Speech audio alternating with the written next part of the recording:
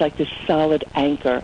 And for those of you who have a spiritual core, you may call it God or Allah or Buddha or your inner wisdom or your greater light or your higher power, whatever it is that you call that, that's that connection.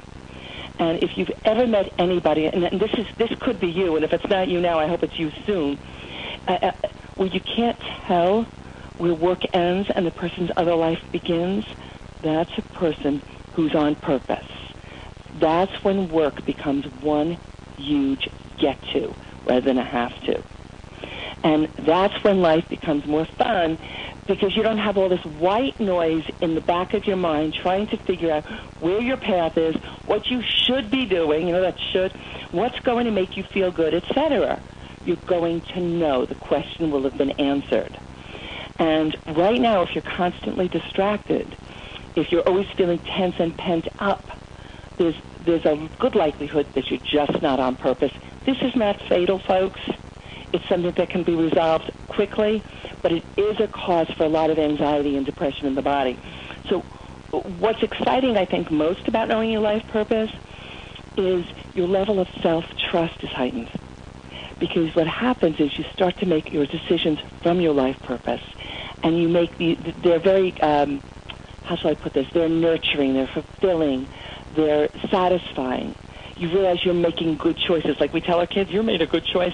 Same thing as adults. Doesn't change that much. And when you're trusting yourself, you feel more confident. And when you're confident, you feel more powerful. And powerful people just get more of what they want. Powerful people get more of what they want. And when I go into any large organization, I think one of the things I most hear from managers before we go into any kind of training, I'll say to them, what is it, if I had magic fairy dust, which, by the way, I'm very big on, what is one outcome you'd like to see as the result of the work we do together? And inevitably, especially if it's an all-women's group, what I hear is, I'd like them to be more confident. And by the way, ladies, I don't think that it's not that you're confident. I think you don't always know how to communicate that confidence. That's another webinar. All right. So, think about this. All of a sudden, you have an inner GPS when you know your life purpose. It's a relief, to be who you are. And in the past several years, I have heard repeatedly, over and over and over again. And I don't even think it matters what industry you're in or the size of your company.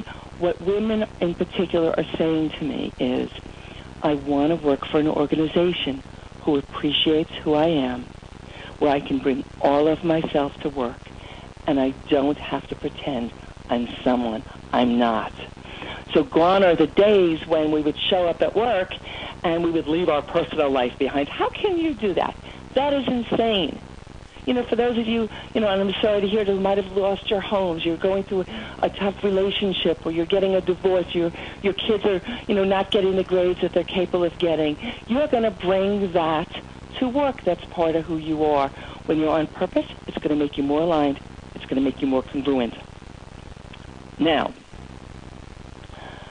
your life purpose is the same as your personal brand. Now, I may not say anything more important, so if you haven't written that down, please do that. Your personal brand is the outward manifestation of your purpose. It's who you are on the inside. It's your connection with your core self.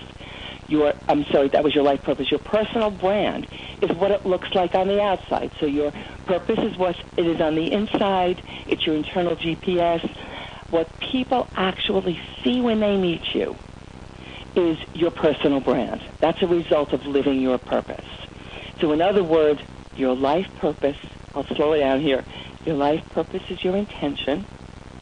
Your brand is the action that follows your intention. So let me give you an example. If you're known as somebody who people can count on, for instance, that's part of your brand. Are you known as someone who has a smile on their face all the time? That's part of your brand. If you're known as somebody who gets frustrated easily, sorry, but that's part of your brand too. And you can't fake your personal brand. It's recognizable, it's sustainable, or it's not your brand, and it's authentic. Because keep in mind, your life purpose is your job. There's not another human being on the planet who has your job. So if you don't do it, it never gets done.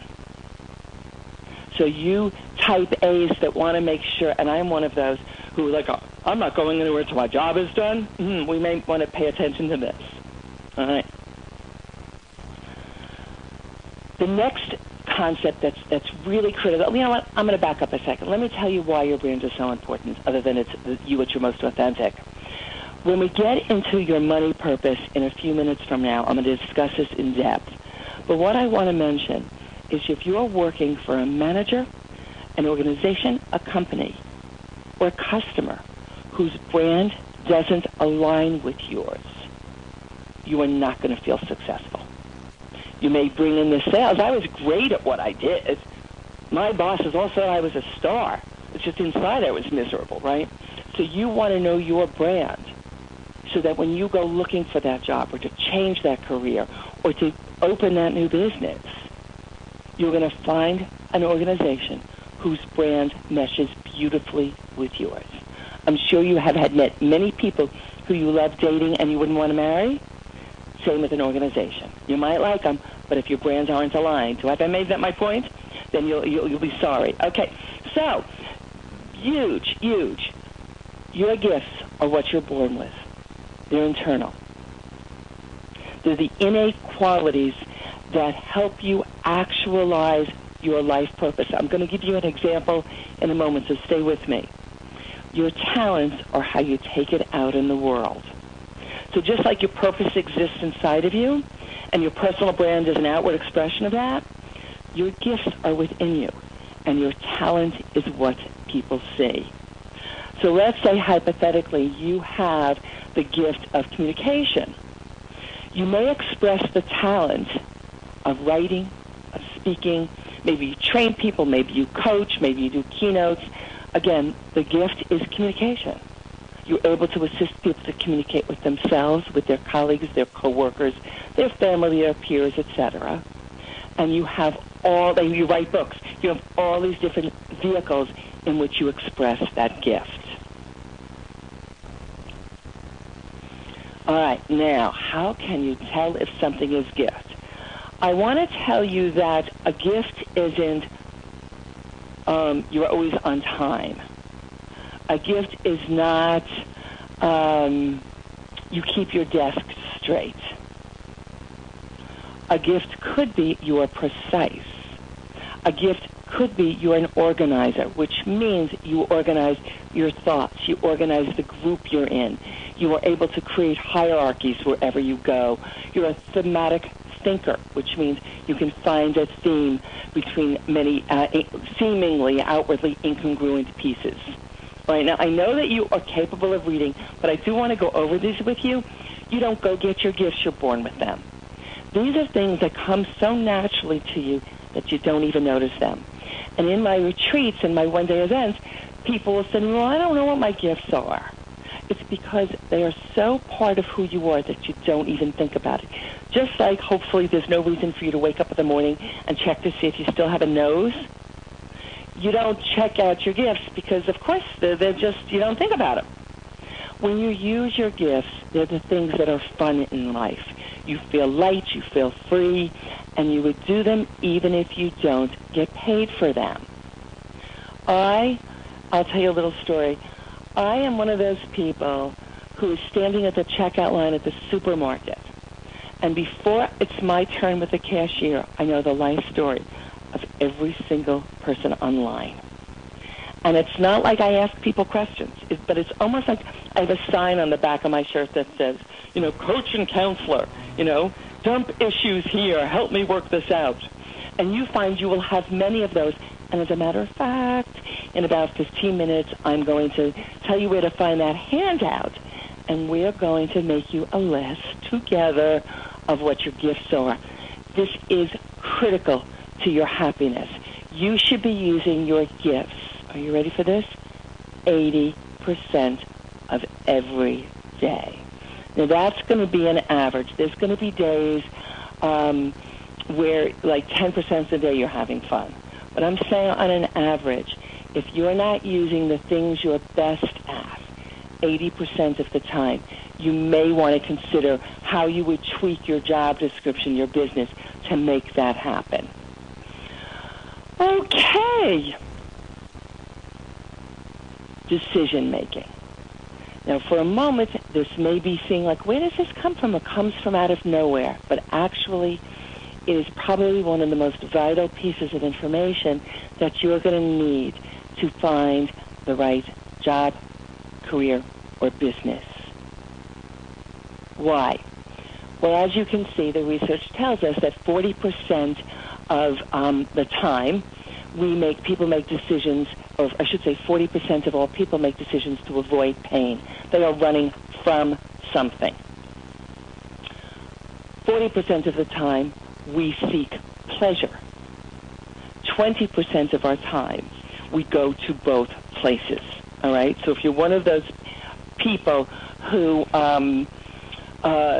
runs from and goes to, you're in that 20%.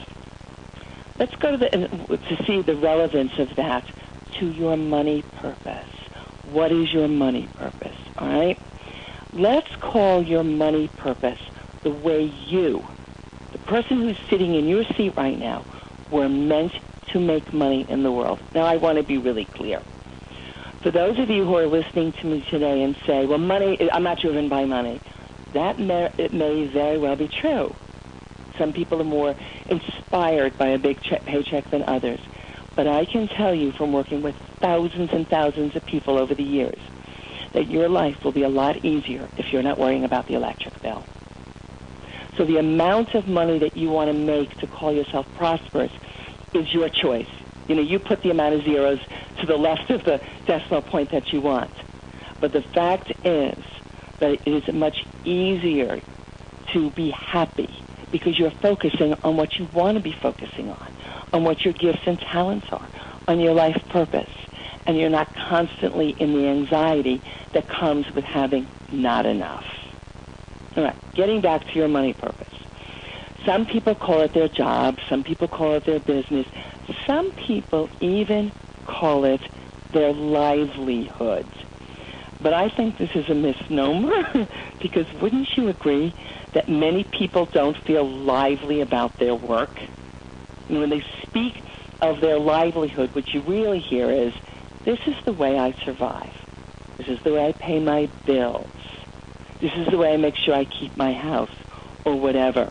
And so what you're about to learn is how to transform your job, your business, your career into an endeavor that truly does make you come alive. Can you hear the passion in my voice about this? I cannot tell you the personal and professional satisfaction that comes when I work with someone and they go from, I got to go to work, to I get to go to work. And I know you know what I'm talking about. So your money purpose is the way you were made to make money. It's your unique job or role. In fact, you were deliberately designed to do this job. And this job, when you discover your life purpose and create a money purpose out of that, you will make more money doing that than anything else you can possibly do because you will be happy while you're working. And the job that is aligned with your money purpose comes the most easily, effortlessly, and joyfully. And therefore, get this, write it down again, it's your greatest opportunity to create abundance and wealth. And for those of you who, you don't have any debt, bless you, you are living below your means, you're really happy, the abundance we're talking about is abundance in relationship, abundance in health, abundance in love and joy. And those things that while they look intangible, you can certainly see and feel the results of them. The happier we are, I know you know this, the better we perform. The better we perform, managers, listen to this, the more productive we are. And the more productive we are, the more money is channeled into the bottom line. If you run a business, you need to hire people on their money purpose. All right? So when you think back on it, just look at it as it's the income-generating part of your life purpose. And FYI, You also have a relation purpose,